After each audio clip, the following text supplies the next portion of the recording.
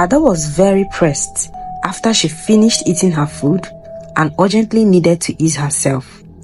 So she asked the waitress where the restroom was located and she was directed to the restroom. However, when she got there, it was already occupied by another customer and Ada couldn't hold it any longer. She saw a swinging door which led to the kitchen. When she peeped through the swinging door, she couldn't make much sense of what she saw. So she went through the door into the kitchen and what she saw shocked her to the bones. It made her want to vomit. Everything was very dirty and irritating.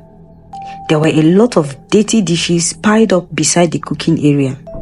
Raw meat was left out in the open with a dozen of flies perching on it. The women who were cooking the food had dirty hair and their white aprons were stained with all sorts of things. It looked as if it hadn't been washed for a long time. The whole floor was dirty and filthy and there were rats roaming freely all around. Then Ada saw the chief cook, a very fat dark woman wearing a sleeveless gown. Her teeth were very brown and the hair on her armpits were bushy and disgusting. Ada watched as the fat woman scratched her dirty armpit with the spoon she was using to cook and still used the same spoon to stir the soup without washing it. Ada felt very disgusted and she almost wanted to throw up. She held her stomach with one hand and used the other hand to cover her nose and mouth because the smell and odor in the kitchen was very bad.